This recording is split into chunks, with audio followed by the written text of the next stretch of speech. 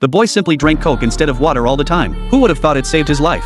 Because the town's groundwater had become severely contaminated, everyone who drank the polluted water turned into terrifying zombies. Fortunately, the boy only drank Coke and never water. His sister only drank formula mixed with bottled water. That's how they narrowly avoided infection by the zombie virus. But the thirsty man before them wasn't so lucky, as he gulped down the contaminated water in one go.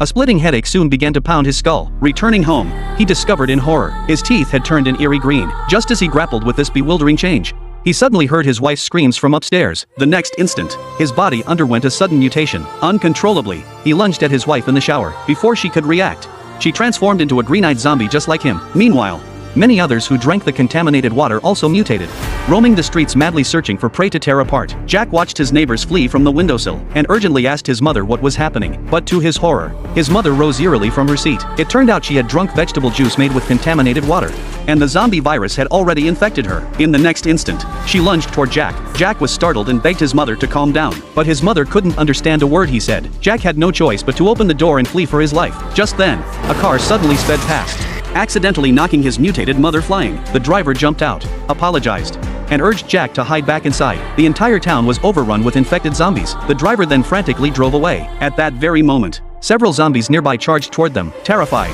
Jack yanked his mother back home. Fortunately, just before the zombies caught up, he managed to drag her inside. To prevent his mother from harming his newborn sister, he had no choice but to lock her in the bathroom. But his sister's cries only made the mother more frenzied. With no other option, Jack covered the stroller with toys. As his sister's cries gradually faded, the zombies outside finally quieted down. Though the immediate danger had passed, Jack now faced a grim challenge: how to survive with his baby sister. Just as he stood frozen in terror, the roar of aircraft suddenly echoed outside. To prevent the zombie virus from spreading, the military had bombed the town's only exit bridge, cutting off power and abandoning the residents to fend for themselves. The next day, Jack pulled out his phone to call for help, only to find the battery dead. Watching his sister wail from hunger, Jack mimicked his mother's actions, using the last bottle of water to mix formula for her. Then, to prevent his mother from starving, he grabbed a bunch of vegetables and headed into the bathroom. He intended to let his mother eat some greens, but his sister followed him from behind. The next moment, the zombie mother attacked his sister. Jack, horrified by the scene, quickly grabbed the vegetables to distract the zombie mother, but then his mother accidentally knocked over the TV cabinet.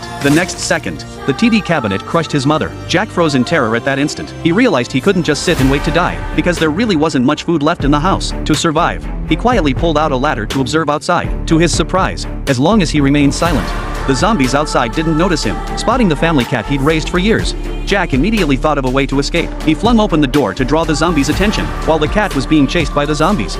He scooped up his sister and dashed outside without looking back. He originally planned to hide with his sister in a supermarket, only to find the main doors firmly locked. With no other choice, he turned toward the back entrance, but it was sealed shut as well. Just as he was plunged into deep despair, a pair of strong hands suddenly pulled him inside. It was a police officer who had dragged him in, and there was enough food here for them to survive for a long time.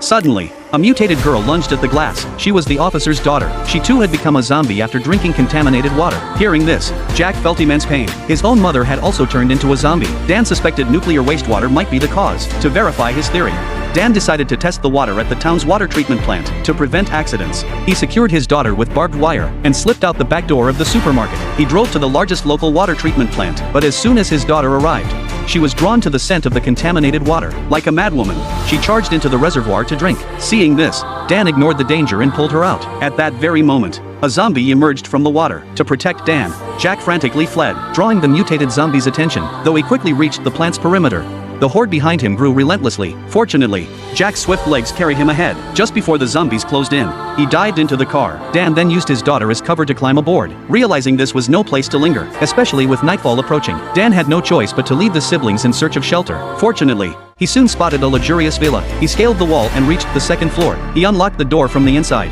Then Dan locked his daughter in a room. Jack also tucked his sister into a corner. But just as they got up to search for food, the little girl crawled out of the corner, driven by hunger. When Jack returned, she was already gone. Little did they know, at that very moment, two mysterious figures had quietly entered the villa, intending to eliminate them completely. They were well aware of the consequences of nuclear contamination. To prevent the truth from leaking out, they planned to wipe out every survivor in the town. Soon, Dan discovered bombs that had been planted in advance. Fortunately, Dan had studied bomb disposal before, but just then, his vision began to blur. He had drunk contaminated water while saving his daughter. This meant he too would soon mutate into a zombie. Finally, while he still had a sliver of consciousness, shakily disarmed the bomb. Exhausted, he collapsed unconscious. Meanwhile, Jack's sister entered the kitchen searching for food.